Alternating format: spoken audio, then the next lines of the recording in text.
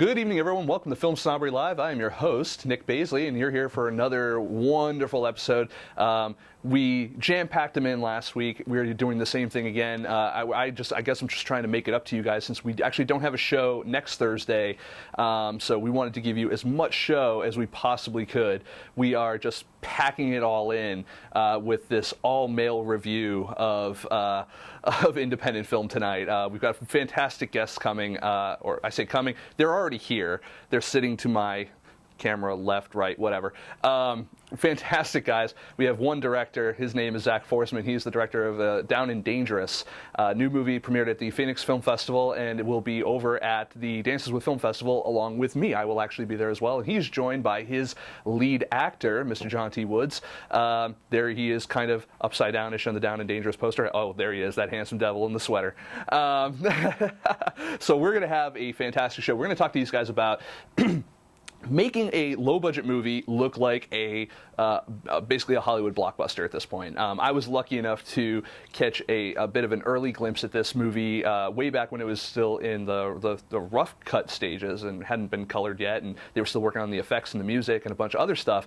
And then they released the trailer, and then I've seen other stills, and I've seen all this other stuff. And if you were lucky enough to be at the Phoenix Film Festival, you yourself were lucky enough to see this movie. And all the critics are really enjoying it, and the audience feedback has been really, really positive, and they're going everywhere now. So I'm really excited to talk to these guys. We've got a lot more show as well. Earlier this week, I was able to speak with Leslie Scallon, the co-founder of Dances with Films, and we sat down and we talked about what makes Dances with Films kind of how does it stand out in the sea of film festivals that are out there, especially when they're located in Hollywood and, among all the stars and the talent agents and the managers and the bureaucracy and the hypocrisy and the nepotism and all these other things. So we talked to her about a little bit about kind of what makes their festival stand out from all of that. And we're going to show you a little clip of that, and the rest of that segment will actually be online later tonight,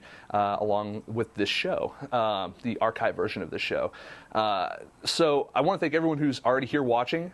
We also have a couple other things we're going to get to at the end of the show, including I will be walking in Hell Walk this week for a charity called Kid Flicks. We're going to talk about that later, and we're also going to, obviously we have sponsors and other fun things that we have to and like to and want to talk to you about. So, that said, let's get into the show. I'm excited to share this with you. If you haven't seen it already, here is the trailer for Down and Dangerous, and when we come back, we're going to be having a chat about it with director Zak Forsman and actor Mr. John T. Woods. Stick around. Cocaine business is just like any other business. You got your importing, your packaging, the quality control. This is your cut. I already got a guy in the line for it. What's the price? $150. Elliot, I love you, but you're a thief. You want to make sure what comes in is fresh and pure. I run solo. No partners, no entanglements. I can't have any reason to think twice. Here's you taking it to the limit one more time. Where are you?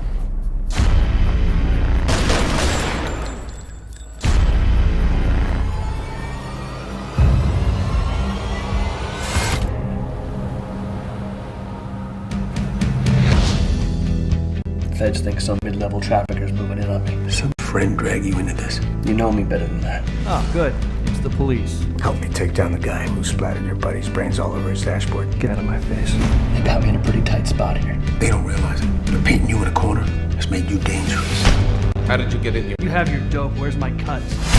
Oh, you want it all, don't you? You brought me here for one reason. So this idiot shoots me? Nobody here makes any money. You used to be pretty good at disappearing. How about doing it again? You're asking a lot. I'm offering a lot.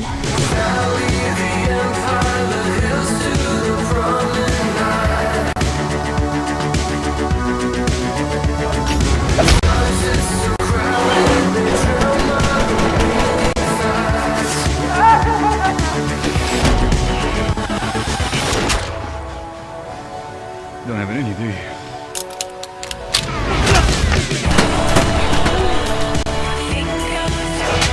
A smuggler bleeds like anybody else. We just get more chances to prove it.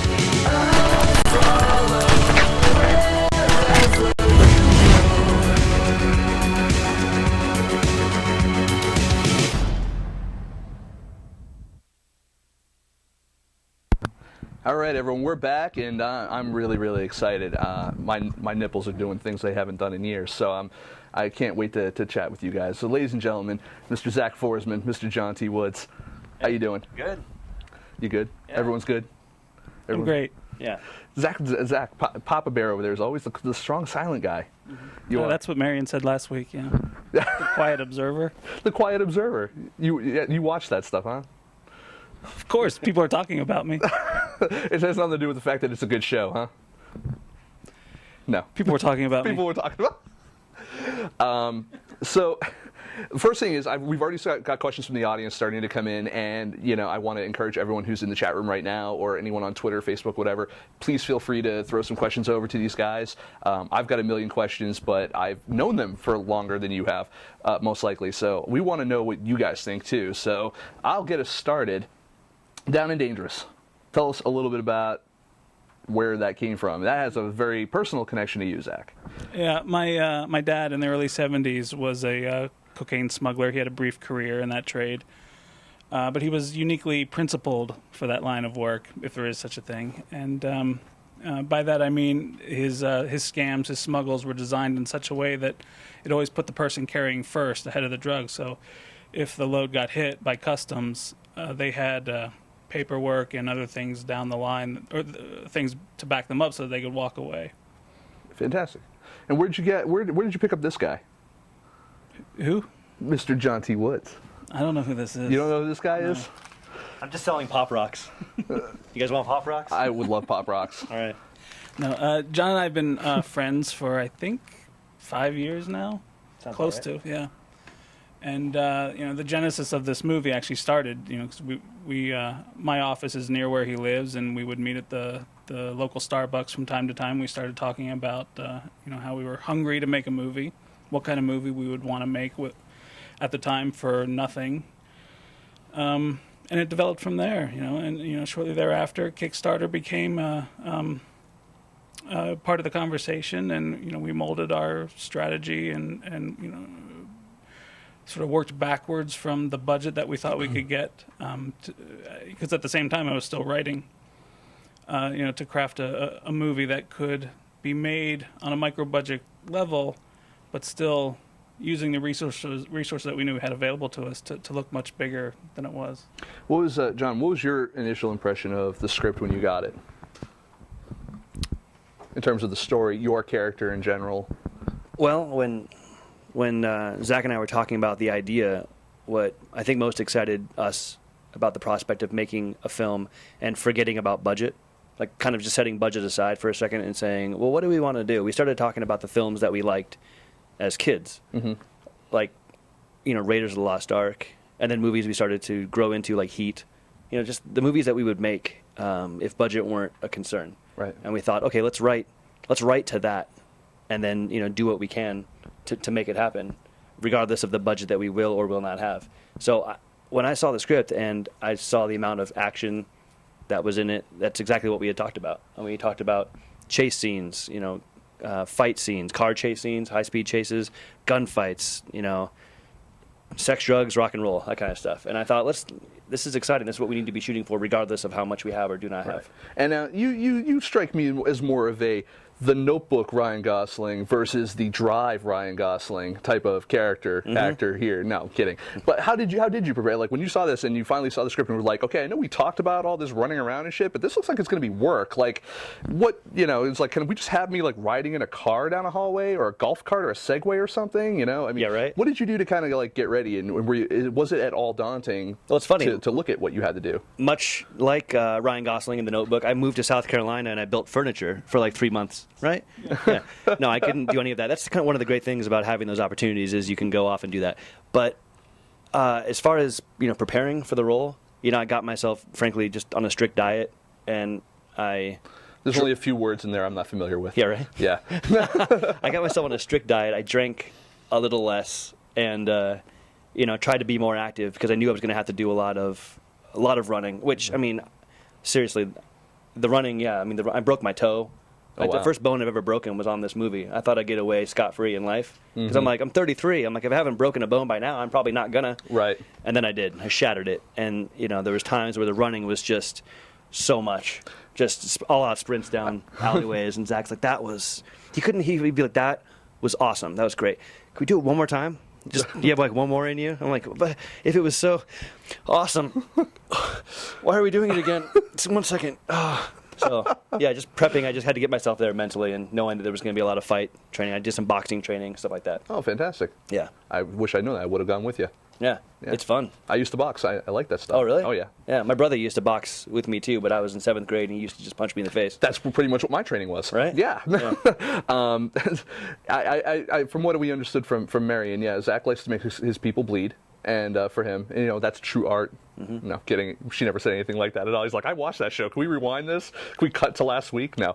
You know, when you see the end result, though, and you're now seeing the final cut, and you're seeing it with an audience, and you're seeing their reactions, all worth it? That's Every bit of pain? great question. Yeah, and it's absolutely true, because I have this sort of mantra that, you know, movies last forever. Yeah. Unless you burn the negatives, I guess. But the movies last forever, frankly. But I always have this thing where, like, we're going to put months and months into this, Right. and the audience is going to be asked to give 90 minutes of their life to watch it, and they can be pretty unforgiving. Mm-hmm. You know, if they don't like something in the moment, it doesn't matter that it took us 2 weeks to get that part done. They're like, we didn't like that, but it took us 2 weeks. Doesn't matter. It has to be good. So I would be willing to do, and Zach knew this, willing to do take after take after take until he was happy with what was in the can. We weren't going to sacrifice anything just for the sake of moving on, that kind of thing. So I'm pretty pleased. When I watch the movie, and I've seen it more than a handful of times, and I still really enjoy it, and not just because I'm in it. I actually really like the film. And do you get to sit back as an audience member? I find that as a critic really hard to do.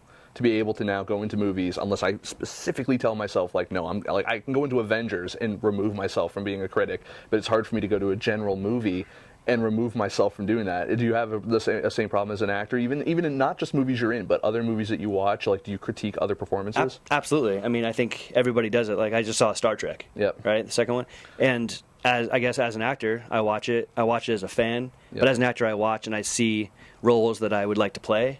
I see archetypes that I'd like to play, and then I see characters that I think are my type and choices I may, have made differently. So you can't help it. You totally could do like a McCoy. I could see you doing like a. Oh, are you kidding me? That would be that's my choice role in there. Yeah. They can keep Spock and they can keep Kirk. Great roles, but McCoy is where it's at. McCoy's where it's at. Yeah, honestly. So let's talk a little bit about Zach, the crowdfunding part of this. Oh, I thought you were going to say, let's talk about Zach. Just in general. Yeah. Well, you can talk No, about I'm Zach. kidding. How is Zach? Tell me about the man, the myth, the legend that is Zach, and specifically, Sabi Company, and this is not your first movie. Oh, it's not my first motion picture. I love it. I gotta tell you, you just sold me. Yeah. You're damn good salesman. Green Apple Pop Rocks. Green Apple Pop Rocks, available at a local convenience store bodega near you. There's a pull quote that says Apple-tastic. Mm-hmm. I could only wish I was in the room with that marketing meeting. Wait, what were we Someone got paid for that. What was the question? Did you want about crowdfunding or me? Let's talk about you. What was your question? I'm sorry. Let's talk about you and Sabi for a second. So, for people who don't know what Sabi is, explain a little bit to them about the uniqueness that kind of sets Sabi apart from other production companies. Well, I mean, usually people come to know about Sabi first by seeing that we sort of credit all of our movies to a film by Sabi, and that's not to say that I'm Sabi. That's not an alias or anything that I use. Sabi is the Sabi Company, and that's myself, my business partner, and a guy who's been a lifelong friend since 7th grade, Kevin Shaw. We started the company together as a place where artists of different talents is not the word I'm looking for, but it'll suffice. Ungrateful. Artists of various skill sets. Yeah, maybe can come together and work in a creatively safe atmosphere, and we have musicians, actors, writers. They all sort of fall under the Sabi umbrella, editors, and we just want to do what everybody else wants to do. We want to make good art. You want to create. Yeah. which is not to, and I don't mean art in the highfalutin sense. I mean it can be. This is film snobbery, by the way. It's true, but I mean, the Sabi Company also just put out a crime thriller, which we had a blast making it. It was a fun movie to make, and it was made by 6 people. The crew was only 6 people deep. Each of us were wearing multiple hats, and yeah, I mean, it's a sort of situation where you're very careful about the people who are taking on a role on the crew, because if any one of us were to falter, the whole thing would have crumbled. We're all like a pillar. Well, let's talk about your campaign for Down and Dangerous. All right, so you decided to go Kickstarter, and how far ahead was this planned? Did you have every day of this campaign planned? Was it very okay, we're going to wing it? Were you okay, we have some content that we can release? Tell me about the strategy for that, because I know that is something that a lot of people aren't. They don't do. They're just oh, we're going to put a campaign up, and we'll throw some comments out on Twitter and Facebook. We'll throw maybe a behind the scenes still or a picture or whatever, and then that's it. And then they don't make it. But you guys did. We did make it a lot. But frankly, we didn't do a ton of planning before we launched. I mean, I did enough research to know what a realistic goal would be, and we knew all the important things we needed to be doing during the campaign. But it wasn't like we sat down and had a strategy meeting and picked specific dates or anything like that. We were essentially just going 100 miles an hour. I was online probably close to 18 hours a day, every day of the campaign. Did that surprise you in terms of the amount of work it took to keep donations and the momentum going? No, it didn't surprise me. I just assumed it's what I needed to do to hit $30,000 at a minimum.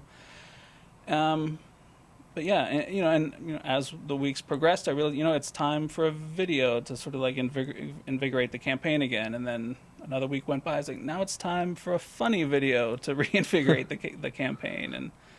And yeah, I mean, I wrote an article for Filmmaker magazine that was sort of my sort of final, because a lot of people were asking me for advice, and I wanted a place where I could put it all into one article and point people to it when they were asking for advice. And I mean, I think a lot of people know this now, but one of the biggest lessons I learned doing that campaign was to that when you get a donation from somebody, to immediately find them on Facebook or find them on Twitter and thank them for it, and include a link back to the Kickstarter page, because they're inevitably going to respond to that and say why, what they responded to in the campaign video or whatever it was about the campaign that they responded to. And so right there you have a testimonial that all of their friends can see that are not necessarily people that you know. That's that's a really good. I mean, even if it's an accidental strategy, but or something that you just found that happened to work, that's good. Speaking of crowd, we have an audience. Who would have guessed? They like pop rocks. But they also like questions, and we have some questions for you. And let's take a couple. And I don't want to hear anything from Gary King. You don't want to hear anything from Gary King? No, I'm kidding. Well, I was going to say you're in luck because we have other questions that aren't from Gary King. We do have questions from Gary King, but I would love to hear from Gary. Let's hear from Gary King. So Gary says, if both Zak Forsman and John T. Woods, which I do like that you use the T in there, because even when I talk to people about you, they never just say John or John Woods. They use literally your full name. And there's only 2 other people I know that can get away with the middle initial, like David O. Russell and Craig T. Nelson, and that's it. And you're on that level, sir. Thank you. That's a beautiful thing. Craig T. Nelson. Craig T. Nelson. Samuel L. Jackson. Samuel L. Jackson. It's true, but I'm going. He's an ancillary third. Coach. John, if you both had to agree on one co-star and genre for their next picture, what would it ideally be?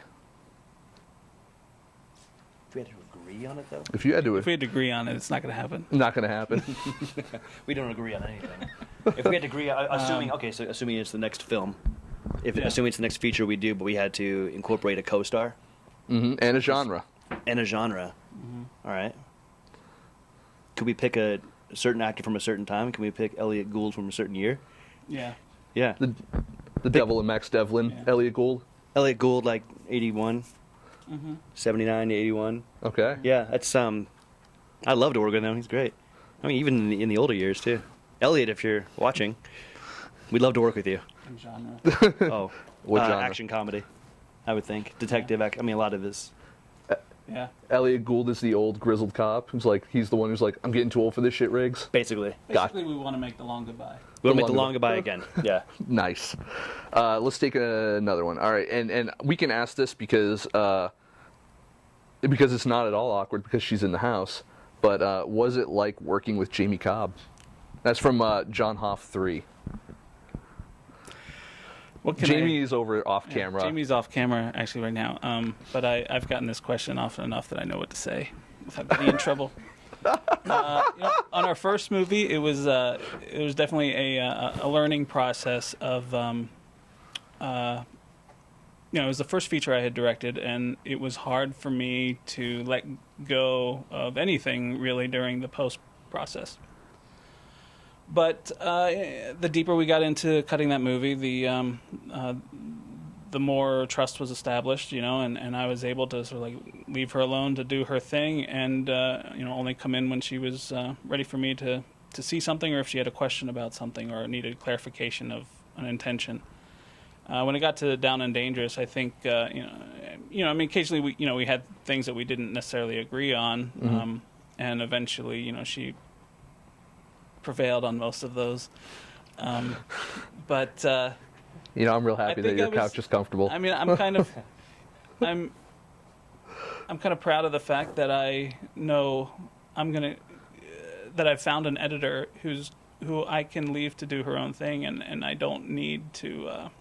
I don't feel like I have to be looking over her shoulder in any way. I know she's meticulous and she's going to go through everything, explore all the footage, try multiple possibilities, and really come up with something special. Which was just validated recently, by the way. She won a Best Editing Award for this movie at the LA Movie Awards. Fantastic. Congrats, Jamie. I didn't even know that. I'm happy. All right. Well, that was a very Basically, calculated if it was answer. ever rocky at any point, it was my fault. Good answer. That was a better answer. We got another one. Just so we keep it even Steven here. I got a question rather from John Hoff for John here. How did studying archaeology shape your acting style? Did you really? It makes it sound like you really wanted to be Indiana Jones growing up. I did. Yeah. But I say that without any apology, because who didn't? This is true. Frankly, there's always a time where every young person has that dream and then eventually deviates from it. It was the summer a boy became a man. Basically, yeah. Some of this boy had to start, get a job and start building computers and stuff. But no, archaeology was, it was. I have a big interest, a huge interest in archaeology, and when I was going to college, I thought for sure that was going to be the thing I was going to do, and I ended up double majoring in archaeology and computer science. When I graduated high school, I went into college to do that, and would eventually go towards acting for some reason later in life. I was a late bloomer when it came to that stuff. I didn't do it as a kid. I played in the mud and played sports and did archaeology and drew and stuff like that. But yeah, archaeology, it just makes you want to be an adventurer. And if you can't do it for a living, if you can't get some grant to do it for a living, you might as well try to play one. I didn't know you were a computer nerd like me too. That's awesome. Maybe even more so. Maybe even more so. Yeah. I don't know about that. I don't know. If there's some questions that come in about that, we can talk about it. We could. We'll have ourselves a good old PC off. I don't know what that means. I think you got to pay extra for that. Right? I'm not paying anything. No. You're not paying anything. You're more like pulling the Futurama. Shut up and take my money. So let's take one from Miles Maker. Miles Maker asks, I'd love to hear Zach talk about his guerrilla lighting scheme and who actually gets credit as DP. Yeah. Well, we didn't have a gorilla on set. That's a common misconception. But I was the DP. But when I do cinematography work, I use one of my dad's aliases, which was an alias he used when he was a smuggler, called Addison Brock III. My dad really sort of got off on names like that. The lighting scheme, I mean, it came down to, and this also fed into production design, keeping the color palette as controlled as possible as you can on a low budget.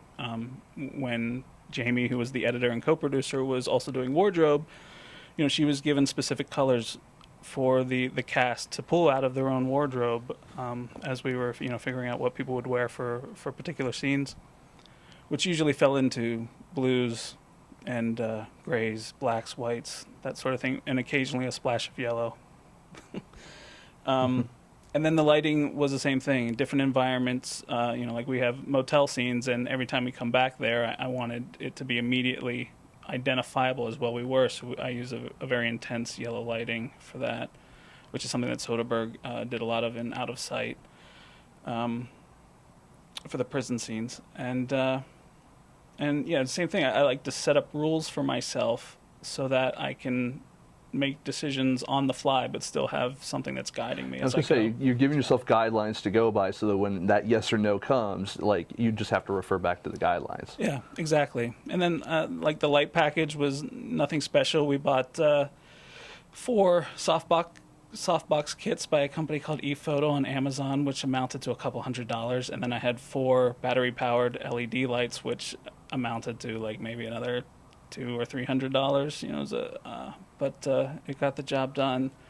I mean, we were definitely running a risk of some of this stuff being a little flimsy and breaking easily, but it all managed to survive. Is it the fact that you've had enough experience over the past few years making other films and seeing other friends make films that makes you so effective at stretching a dollar when it comes to making this movie and maybe movies going forward?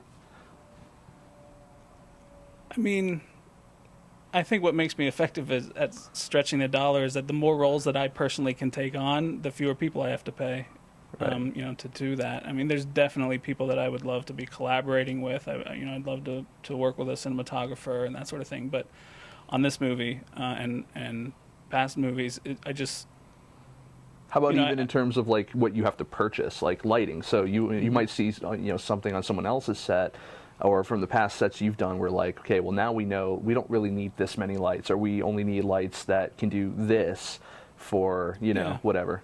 Yeah, I mean, and I think that only works if you're the one doing it all, because as you're writing, as you're storyboarding, as you're conceptualizing, visualizing the scenes, you also have these other parameters in mind, knowing I only have these resources for light.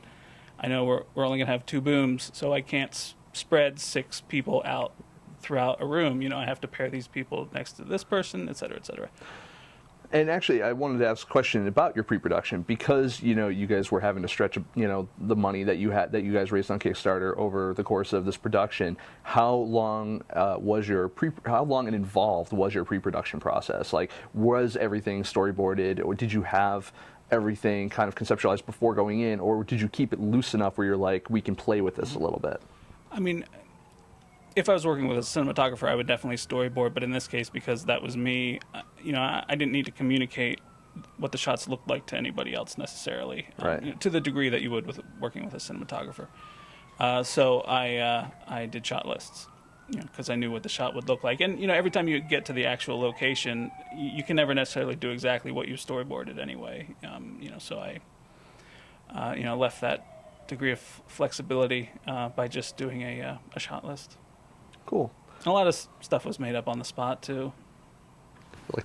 Like the movie? No, no. Yeah, exactly. No, not at all. No, it looks. I mean, even our conversations that we had almost a year ago, or about a year ago, because I had just moved out here. You were showing me some of the tricks and stuff that you guys did, even to, in post to get rid of things like booms and stuff like that.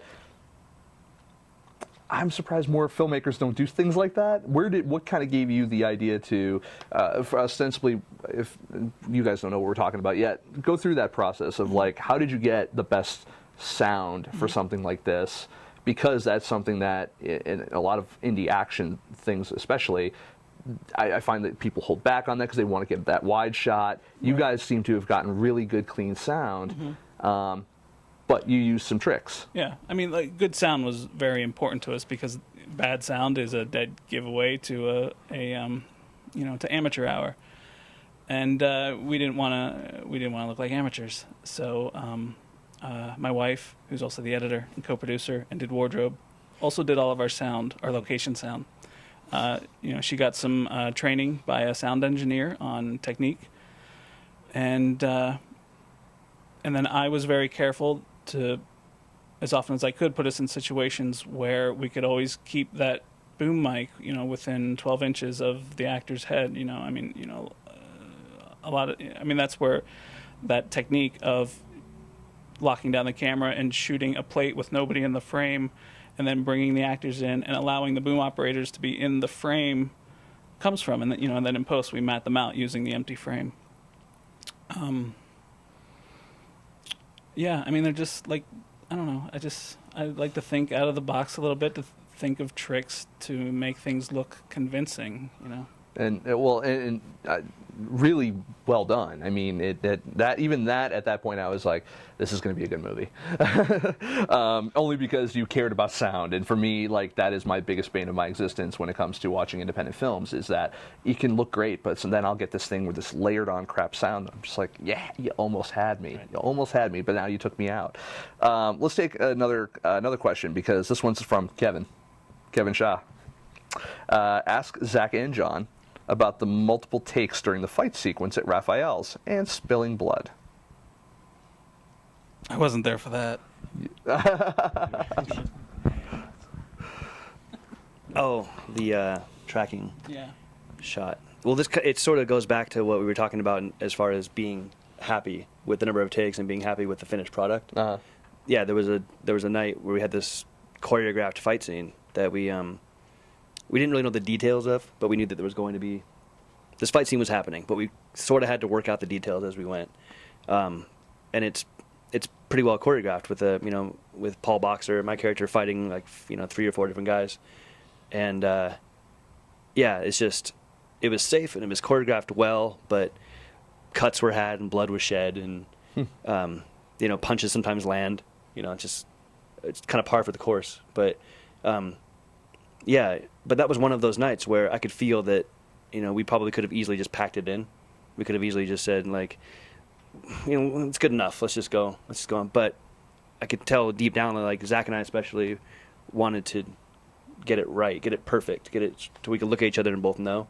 Right. Like, okay, now we can go. Because there was going to be that one moment in the theater where that lasts 6 seconds, and we could feel good about it.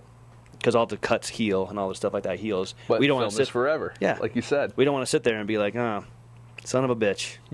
So now, I have one follow-up question for Zach, but I want to remind everyone we actually do have a nice little action clip from Down and Dangerous we're going to show you in a moment. But my quick follow-up question before that, though, is how important is one more take? How important is one more take? I don't know. I mean, I don't stop till we get it. So I don't think I've ever said let's do one for safety just because, Yeah, I mean, the take that Kevin brought up was it was a situation where, it was only like a 7 or 8 second shot, but there were 6 or 7 little events that just had to land perfectly, And I think it took about 26 takes till we got it, till every single thing fell into place. All right, Kubrick. No. Wait, hold on. But then there's the times too where we do something and it's 2 takes, right? And it's good. I can tell too. I'm not vain enough where I'm like, well, I want to keep going. I don't care. I trust Zach enough. If he has it, then we move on. Yeah. He's like, no, we've got it. Good, and we can move on. We don't need to do a bunch of indulgent takes. Yeah, I guess the only exception to that is, if an actor asks me, if they tell me, I have more to give, even though what I've seen, it works for me, I'll give them more takes. All right. Certainly. Well, we want to show you guys a little bit about what these guys are doing with Down and Dangerous. Give you a little taste, a reason to go see it at Dances with Films here in Hollywood. Not this next week, but the week after. It's playing June. It's May 31st. May 31st. Friday night at 9:30 p.m. Fantastic. We're going to talk more about that in a second, but real quick, when we come back, more with Zak Forsman and John T. Woods, but enjoy this little clip from Down and Dangerous, and we'll see you in a second.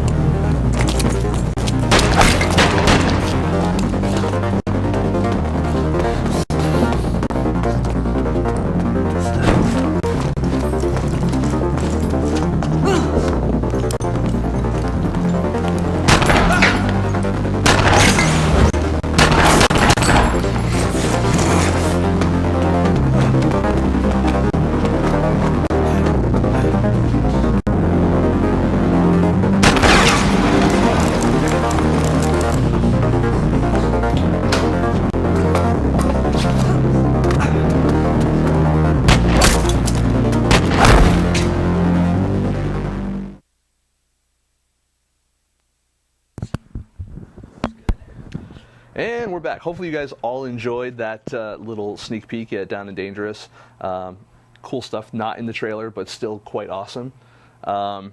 So we do have more questions. Let's go with one from our good friend Jake Stetler. Jake asks, will Zach and Kevin ever make a flick in their hometown of Harrisburg, PA? Kevin would very much like to. As a matter of fact, he has a small town thriller that is called Falling Rock, and it's the thing that keeps him up at night. So yes, Jake. Nice. All right. That's always good. Nice little tease out there. How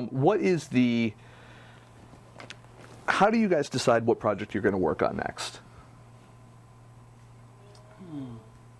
Well, I mean, we have a couple irons in that fire. John and I currently are talking about doing an LA detective, or not detective, but like an LA sort of noirish action comedy next.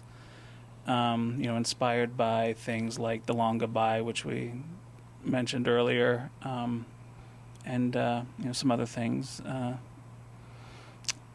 I guess it's really just a matter of fact of like what we're interested in at the time, and what we want to do creatively, because making concessions for commercial considerations, obviously.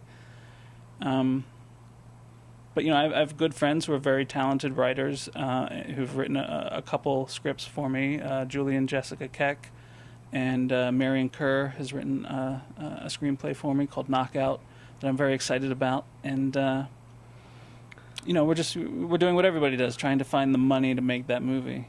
Yep. And actually, John, you've got another project that's out right now. Just had its premiere on Monday. Misdirected. Misdirected. Yeah. You had the girls in here last week? I did. We had Lauren Mora, we had Marion Kerr, we had everyone in here. So you do action, you do comedy, apparently you do computers as well. Yeah. And you look like this. I can't help but say fuck you, but I'm gonna say no.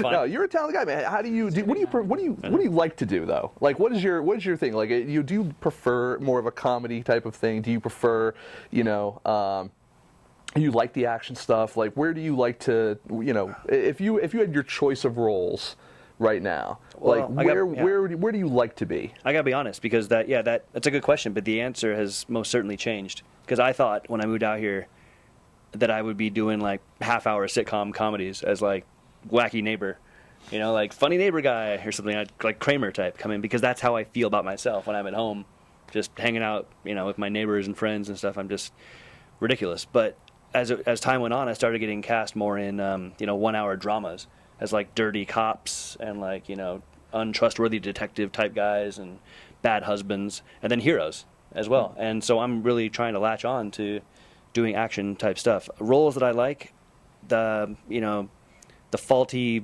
anti-hero type, the Tony Starks of the world, right? But who doesn't love that lovable character? But I like things like that. I like an action character who can shoot a gun and throw a punch, but first and foremost can talk his way out of it.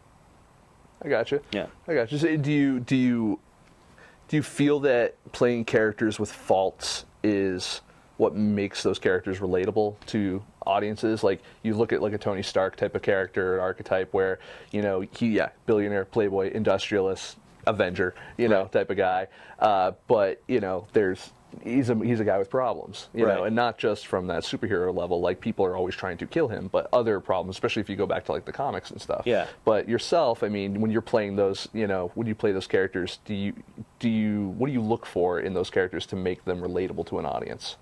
Well, do you play up the faults? Do you play up more of the humor? What do you do? It's sort of an actory answer to give, but I think playing in the honesty of the situation, the honesty of the situation that the character is in, is what people tend to relate to. I think people can look at someone who is a bad guy, or ostensibly a bad guy, like a cocaine smuggler, and they can look at him and they can say, well, if that were me, if I were someone who was trying to cleverly smuggle cocaine, what would I do? How would I go about it? And I think you try to connect to an audience on that level rather than just like being a badass, or because that stuff's so flat. Yeah. Just trying to play hero. It's You prefer more of the shades of gray rather than the Absolutely. black and white type of deal? Yeah, all 50 of them. And all 50 of them, Yes. 50 Shades, yes. Yes, this guy for that next movie.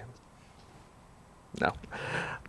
I don't know. Maybe. Yeah. No, but only the one I'm filming in my garage. But what's up? Show 'em make scale. How you doing? You have to work for your roles here. Now, here's where you start paying. No. So you're in Misdirected. The first three episodes were released this Monday. I've watched it. That's how we got to this point. Yeah. We got to this point. Yeah, I know. I was bringing it back around. Your character made me laugh my ass off. Thanks. That was good. I like that. Tell them a little bit about what you do with that character. Yeah, in Misdirected. Play a character named Josh, who is the best friend of the lead character Freddy, and who's trying to. Basically, he's trying to. I don't want to give too much away because we're still releasing the episodes, but he's trying to reintroduce this woman to her own life after she has amnesia. But he's basically going about it in a way that suits him. In a way, he's like, well, if she's going to remember, I'm going to make sure she remembers this, this, and this, instead of the things that might or might not be real. It's a fun series. It's a lot of fun, and more episodes are coming every Monday. Yeah, Misdirected Mondays. Yeah, definitely. And it's exactly misdirectedshow.com, I believe, is the website. That is the website. And if you want to know more about that show, because I know we get this is the Zak Forsman show tonight, but we have. You started it. I did. Yeah. I did. But you're an actor. You're in a lot of things. I like that about you. You always have different irons in the fire, and just also like Zach. Like I'm always seeing. The one thing I admire about a lot of the people that I know here in LA is that none of you, and this is Lauren, Marion, you, Zach, even guys like Sean Hackett, is that I've heard of you at the beginning of my career, and I'm still hearing about you 5.5 years later. And that to me is really, I have a lot of respect for that, because there's also hundreds of other filmmakers, actors, actresses, other people just in the industry that I've heard of that I thought were really talented, and then I never heard from them again, and because they're just not creating anymore. Are they okay? It depends on where the bodies are. No, it's just such a challenging industry to be in, and I really have a lot of respect for people who continue to make it happen. What do you, Zach, attribute your longevity thus far in the industry to? Well, I mean, I decided a long time ago that, yes, there are jobs I'll have to take to pay the bills, but I'm never going to make a choice in my life where I am not moving toward being toward a filmmaking career that is self-sustaining, just so that I can have a more expensive car or a bigger apartment, let alone a house. Basically until I, run out of steam, whether I get there or not, I mean, it's, I have a limited amount of time on this earth, and it's the one thing that I really want to do and will continue doing. Does it help to have support from Jamie, obviously, does it help to have someone else who's in the trenches with you that can understand what you're going through on that level and be able to kind of help you push forward? Yeah, I mean, absolutely. I mean, Jamie has been. This is the redeeming question from the last time, so keep you off the couch. Gift, yeah. I mean, we have, we've been together for 10 years. We've been married for since October 10th, 2010. Good call, sir. Yeah. High five. And it's just because I'm on camera. Yeah, I was gonna say it's the pressure Everything of up being here on. just like melts into oatmeal, and I can't even recall my own name. Nor can I recall the last question you just asked me. The last question I had asked you was, does it help to have someone who's also in the industry to go through it with you and support you? Yes. Yeah, the answer is a big yes. I married her because she's a great editor, basically, and so that nobody else could use her. We were clear on this for like a minute and a half, and then you're back on not only you're on the couch, she might put you in the car. I've got a couch for you tonight, pal. You're good. How about you, John? How about how do you? I know a lot of actors out here. I've dated actresses out here, and I understand that it is difficult profession for anybody. You know, even the most talented people still need to really work hard on it. How do you get past no, the word no? How do you get past that? How do you get past every day of having to hustle and continue to get work and continue to survive doing something you love? Man, I just got serious on it. yeah. How does anybody do anything and continue to do it without, just jumping off a building? But see, it's different. You know, I was a network engineer for years. All right, no one's going and saying like you can't do that. Like, I don't. I mean, it's you get a client, you go, you fix it, and if you can't fix it, you find a way, and that's it. Sure. Acting is a little bit different in as much as you have a lot of people judging you on many different levels, some superficially, some based on, what they feel your inherent talent is for a particular role. I think I know what the answer is. Okay. To this question. Talk to me. I think in the beginning it's impossible to get past it. It's impossible to really deflect. The only thing you can really do is persevere.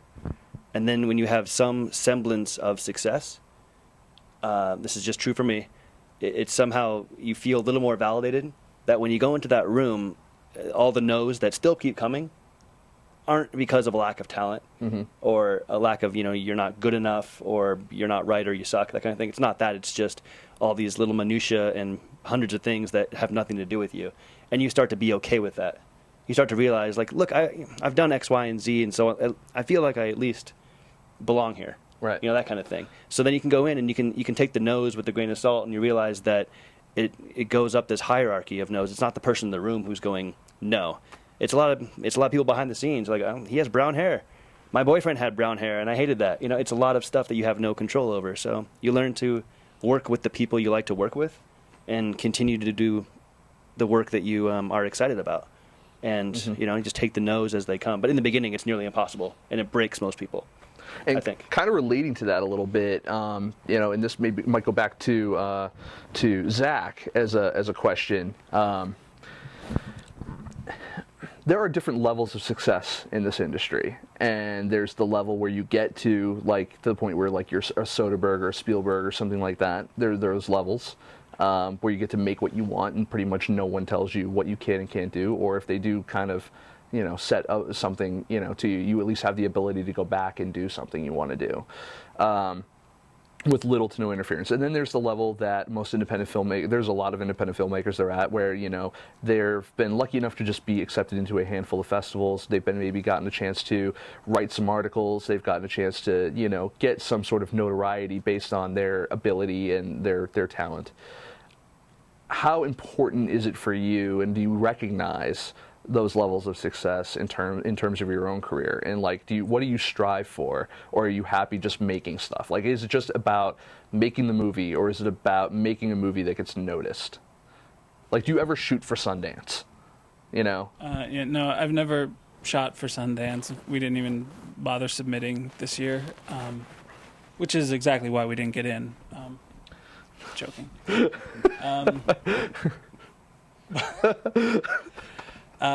But no, I would say first and foremost, especially when you're working on a picture, the picture is the thing, and that's all that matters until you get every detail, running on all cylinders. But that's a cog in a larger wheel. That the hope is that each project is moving you forward to more opportunities. So where the finish line actually lies at the end of my life, I don't really bother myself with that so much. But just as long as I'm working with friends, people I like, and making good movies, I'm happy. Fantastic. And how much has your audience grown from where you started years ago? How often does our audience grown? Yes. No. How has your audience grown since you started making films, in terms of whether it's numbers or even the how fervent are they in Yeah, I mean, there's a couple people out there who I would call Sabi super fans. Miguel Duran has bought every single movie we've put out, and has been.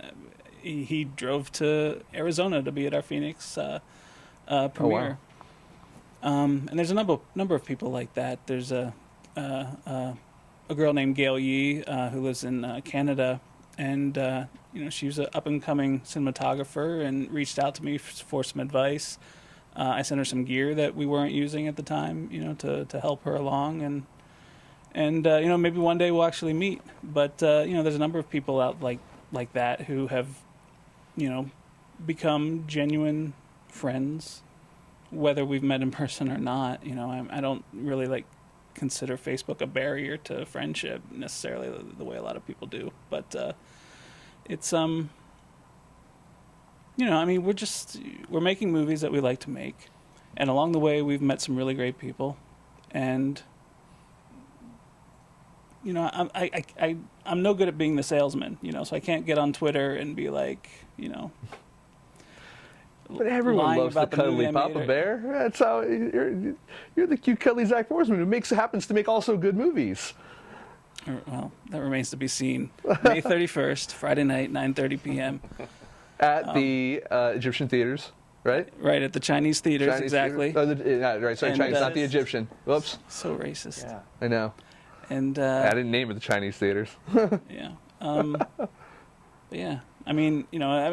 So when I go out there, when I go to other festivals, that sort of thing, I'm out there to genuinely meet people. I like meeting people, making new friendships, that sort of thing. And if there is a reward to be gained from that, it's just from being a decent human being. How about the festivals that you've been to previously? Not counting Dances with Films, because I don't want to alienate them, but you haven't been there yet. We've had 2 films. Well, you've had before. 2 films. Okay, so you're right. You have been there. Okay, well, I guess you can include them. What festival is your favorite? No. Dances with Films, Obviously. especially this week. Especially this week. Good answer, sir. But I'll give you some festivals that have done that are outstanding. Dances with the Films puts on a great show. Phoenix Film Festival also puts on a great show. We were just there a month or 2 ago. A lot of festivals get a lot of different things right, and I'm paraphrasing my friend Paul Osborne, but Phoenix is Paul Osborne, you mean the director of Official Rejection and Favor, that's also screening at Dances with Films next week? And damn it, I just lost my train of thought. Sorry, pal. My thought train derailed. Your thought train derailed?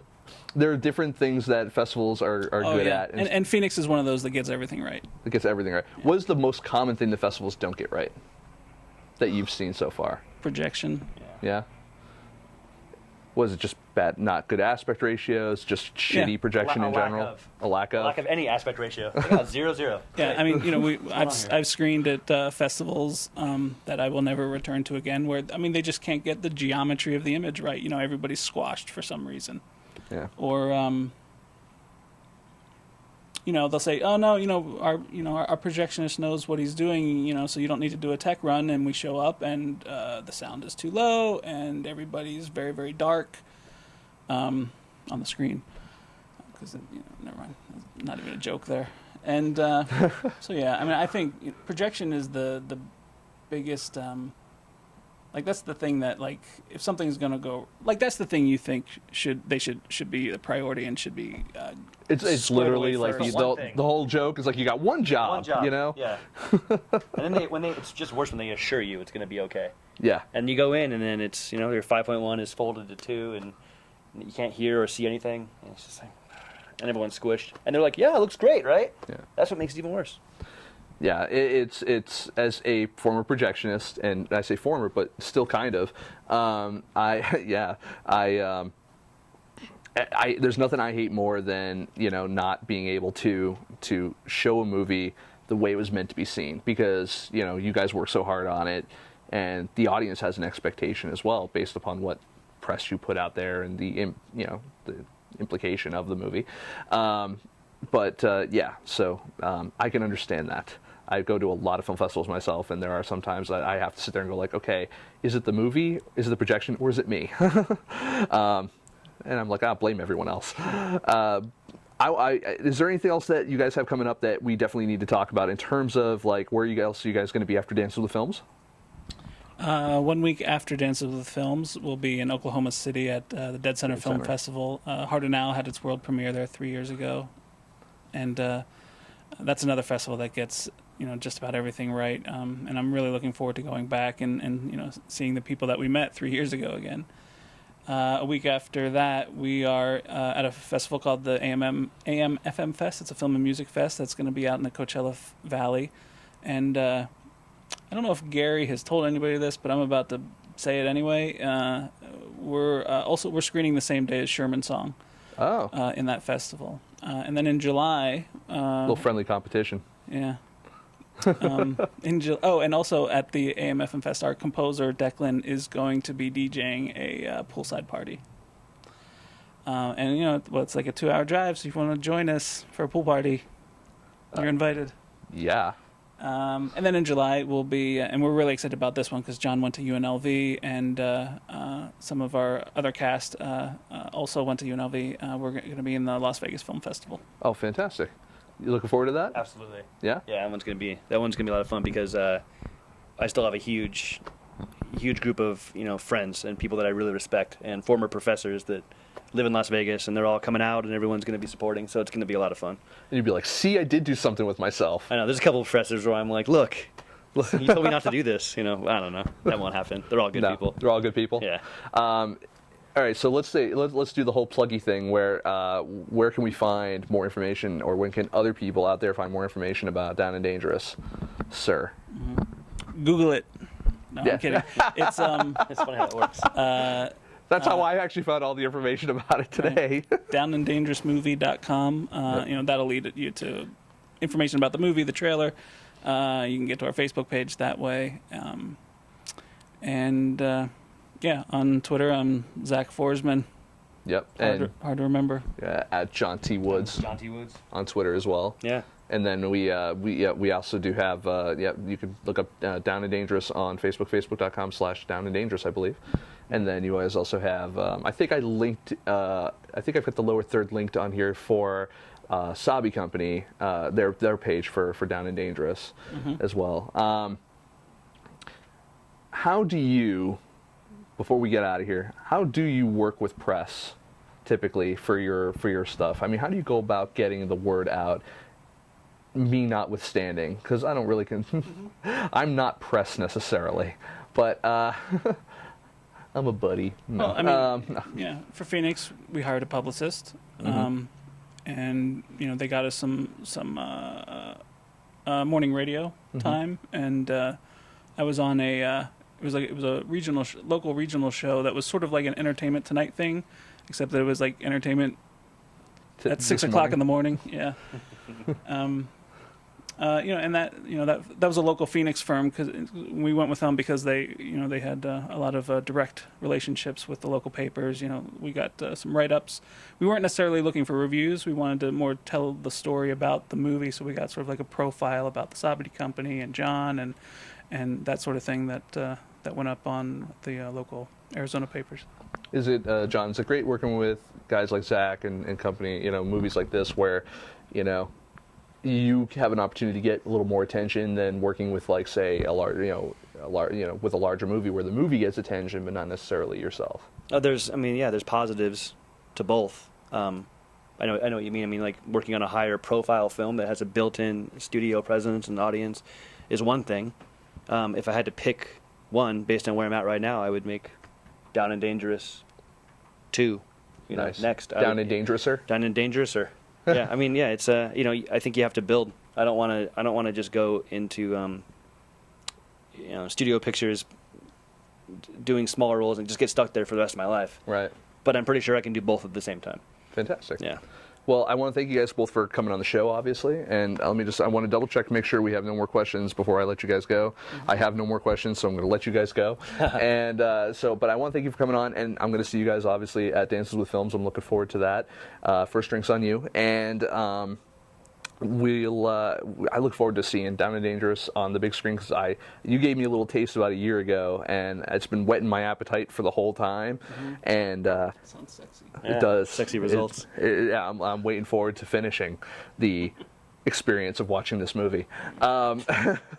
So But thanks guys for taking the time to come in, because I know obviously you're busy with a lot of things, both going on. You've got a web series and a movie. You've got the movie. There's tons of stuff going on, and I'm sure there's other press that are also chomping on the bit besides myself. So thank you for taking the time. And also I want to thank both of you guys for also supporting Film Snobbery for as long as you have. Especially Zak's been there pretty much since the beginning, like 5+ years ago. Anytime we've done a crowdfunding campaign, anytime we've done promotion, even if we've just done a long show, and like I was just like, anyone want to weigh in on this shit? And it's just like, hold on, let me tell you something. The hammer's about to drop. So big thanks to John and Papa Bear over there for being so supportive. You've always been hugely supportive, and we're all really happy you moved out. So yes, my parents are very happy I moved out too. Nice. Count it. So we will see you guys. We'll see you guys this week, and we'll see you guys in a couple more minutes. We'll leave you real quick with a little ad from our friends here literally in the building we're in, here at Hot Pixel Post-Production. And when we come back, we've got another great interview with the co-founder director of Dances with Films, Leslie Scallon, and then we have a little bit more news coming up. So stick around. We'll be right back.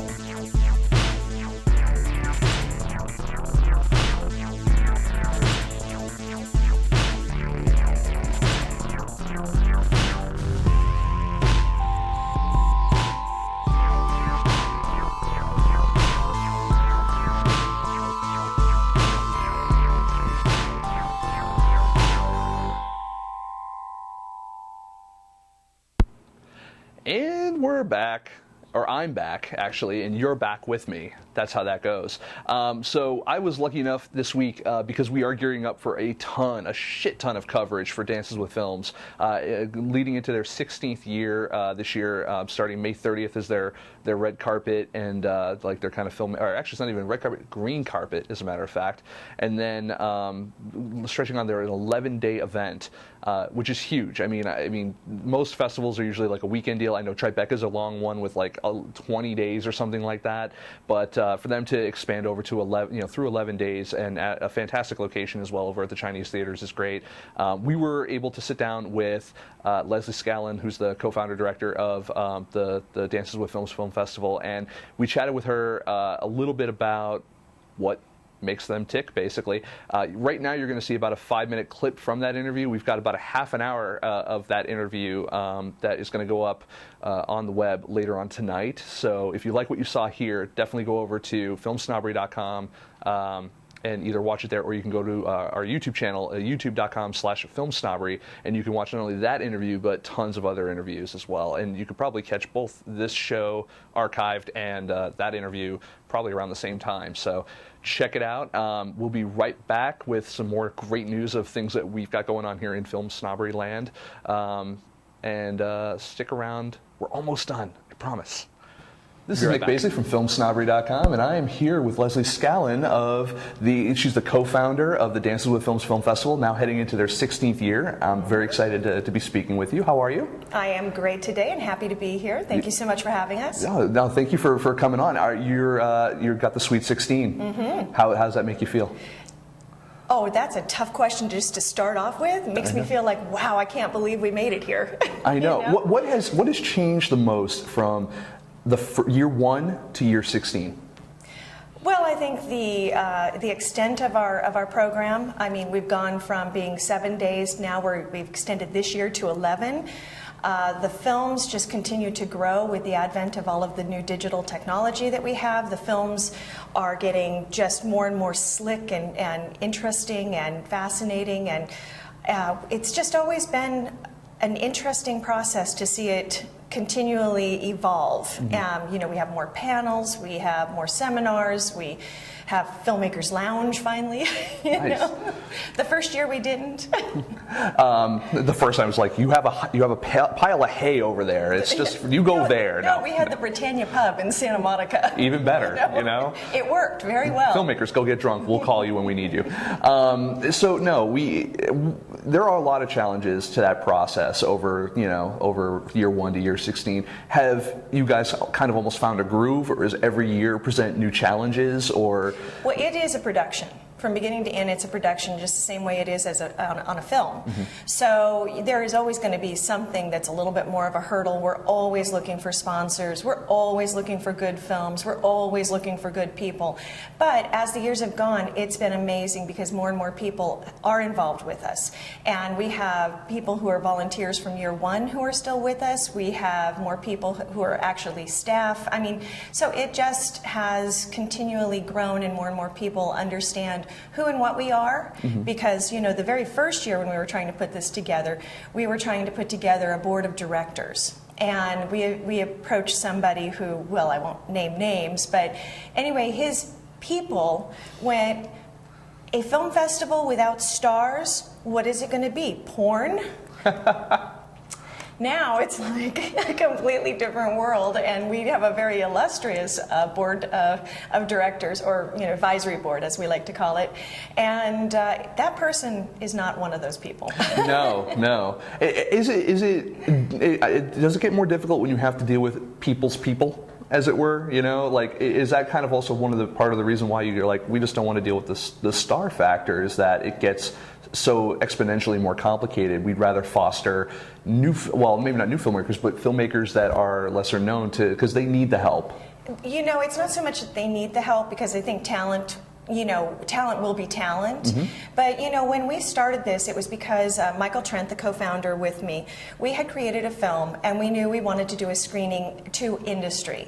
And, no offense to all the other smaller festivals that were around at the time, but, we were starry-eyed like everybody. We wanted Sundance, we wanted Toronto, we wanted Telluride, whatever, Berlin. And when we didn't get in, we knew we needed to do a screening here. So we actually created this festival to support our own filmmaking careers. And, when Michael said to me, he goes, you know what, there's got to be a lot of other filmmakers who are just like us, who have films that are just as good as ours, but can't get a break. And he was so right, and so we created it in like 9 months that very first year. And it was amazing. The experience was amazing. The other filmmakers were amazing. It was so nice to hear people who had had great experiences with their films, other people who hadn't had great experience, to trade and swap those stories of people who were actually doing stuff. And so when we realized that what we were doing was getting doers together, that was exciting to us, because it became a very creative element, of going on and doing more projects and things like that. And so that is what was really, truly exciting. And one of the things that, we were speaking about a little bit before off camera was the fact that you guys have just a great retention of filmmakers too. So again, going from year 1 to year 16, you've seen so many filmmakers over the years come and go. You've seen careers, rise. You've seen, people that you've said, wow, I really think I love what they're doing, and then you never hear from them again. How do you go ahead and manage that many? Because it's almost you're fostering those careers and you're watching them. Well, the thing is that we try and stay in contact with as many people as we can. We try to have little mini events or mini gatherings and things like that. But it's really truly the strength of the filmmakers themselves, that they actually have a great experience at our festival, and then that's why they want to come back. Our jury is always from our peers. It's part of our alumni. Whoever's been alumni is who is judging our grand jury prizes, and it's just it's just everybody realizes you need to support each other. You know, there's not just one film. I know it kind of feels like it, but there is more than one film at a theater. Right. You know, and so there's room for more than one filmmaker to rise. And so we just really strive to have a very supportive atmosphere. You know, supportive for everybody's creative efforts and everybody's other efforts. You know, it's family. We've become family. And how about them apples? That was our little segment there from the Dances with Films co-founder director Leslie Scallon. You can see the whole thing over at youtube.com/FilmSnobbery later on tonight, early tomorrow morning, depending on where you live, I guess. It could be tomorrow afternoon if you're in Australia, for all we know. It could be yesterday in China. I don't know. It's a really great interview, though. Really good insight into the film festival process, not only from a programming standpoint, but from sponsors and audience and filmmakers and everything. It's actually a really good interview, I thought. But then again, I am slightly biased. So we've got some other stuff going on, though, I want to talk to you guys about. So I do need your support this weekend, this Saturday specifically. I am going to be taking part in what is called Hell Walk. Hell Walk, this is the third annual, this is Hell Walk 3, so the third annual event. It's going to be taking place down at the Dirt Cheap Studios in Santa Monica. I will be going up against the gentleman who did it last year alone. I am now partnering up with him, and I'm walking with him and against him, actually, for Hell Walk, and it is a last man standing competition. So if this was called Hell Run, I wouldn't even bother, because I can't barely make it to the fridge in a light sprint without being winded, and forget about that. Now, walking, I've got a chance. I walk every day. I'm good for about 20, 30 miles or so, but what I need you guys' help is to help me get over that hump where I get tired and flustered and all that kind of stuff, and I need your help to help me beat this guy, because there's a good chunk of money on the line, and we're each competing for a different charity. He's competing for, I believe this year it's Project Angel Food. I'm competing for kidflix.org. What kidflix.org does is KidFlix, they give movies to kids in like pediatric centers that are, recouping, to give them something to watch and something to, something to enjoy while they're, trying to get better. And, when I was looking around for different charities to work with, I was looking at, ones for wounded soldiers in hospitals. I was looking for stuff like this, and I was like, this combines movies, this combines kids, two things I like, so why not? This looked like a really good thing, and they're really fantastic people to work with. It's started by four sisters here locally in Los Angeles. One of them actually goes to school at, I can't forget now, I think it's USC, it might be UCLA. I'm sorry, Marnie, if I forgot where you go. But we've already raised $2,000 for this charity just by participating, and there's at least another, I don't know, $15,000, $17,000 on the table that is up for grabs for me if I win this for them. We're also taking DVD donations to actually give to them. So if you have a movie that is just laying around your house between, like, say, the G and PG-13 area, they will accept those as well, and we'll be giving those to the charity as well. So again, it's this Saturday. I start at 8 a.m. And it goes until one of us drops. Now, at 6 p.m. on Saturday, we have a party starting while we're doing this. We've got a keg of Sam Adams, we've got a keg of PBR, and we've got the gourmet chefs, I believe, from Bad Robot that are there, that cook their lunches every day. And I've had 2 lunches there, including my last Thanksgiving dinner, and it was fan-friggin-tastic. So definitely, if you have an opportunity to stop by the Dirt Cheap Studios in Santa Monica, say hello to me, say hi to Josh, and maybe walk a mile or so with me and have a chat. We can talk about your movie. We can talk about anything to keep my mind off the fact that I'm fat, I'm walking, and I'm going to die at the end of this. Which is all really what life is, right? It's just a matter of distraction after distraction to keep us forgetting that we're going to die one day. Well, now my death is imminent, and I'm thinking about it a lot, so I need your help to really just keep my mind off of things. If you can stop by, I would really greatly appreciate it. Again, Saturday, Dirt Cheap Studios in Santa Monica. Hell Walk, Nick, Fat, Die. That's that. So that is fantastic. We're also going to be at the Dances with Films Film Festival, as you've heard us mention many, many times. So we're going to be there this week as well, covering starting May 30th. Not this week, next week, I guess. Starting May 30th, going for the next 30 days. You can follow them over at danceswithfilms.com. Definitely let them know that you're, look forward to seeing us there. we've already got our reviewers and myself going on getting reviews done for the flicks that are there. So you'll be seeing us posting those as well. We've got some filmmaker interviews scheduled over the next couple of weeks to bring you some great coverage that way as well. So that's what we've got going on there. And then after that, I believe we're waiting on our credentials, but hopefully we'll be covering the LA Film Festival as well. So we'll hopefully be giving you some coverage there. But yes, we will not be around next Thursday for this show because we have the red carpet or the green carpet for Dances with Films. So we'll end up skipping this one and will be there instead. So lastly, we've got our sponsors, obviously. We've got Sony Vegas Pro 12, which is my editing system of choice. Amy, she was like, Sony who? And then, yeah, and Jamie, Amy and Jamie, I got editors in stereo over here. I mentioned Sony, they both pout, but have you ever used it? You've never used it, Amy? Amy never heard of it until I started talking about it. It's what I learned on, and while I by no means have the experience these two lovely young ladies have in terms of editing, I am able to at least cut interviews and get this show out to you on a weekly basis and have for the past several years. So I definitely tip my hat to them and definitely should say if you guys are thinking about filmmaking and thinking about your editing systems, you could look to the left where Avid sits, you could look to the right where Final Cut sits, or you could just look to the center, that happy medium where our good friends over at Sony Vegas Pro are, because they're really cool people. And also, that said, if you don't own an Apple, Sony Vegas is a great selection for you because it's not a Mac program. So if you want to save yourself a couple $1,000s on buying some highfalutin, expensive piece of machinery, you can always purchase yourself some Sony Vegas Pro, put it on any PC for the most part, and run that shit like you're a baller, an editing baller. All right, that's all I got for that. I just really wanted to make you guys laugh.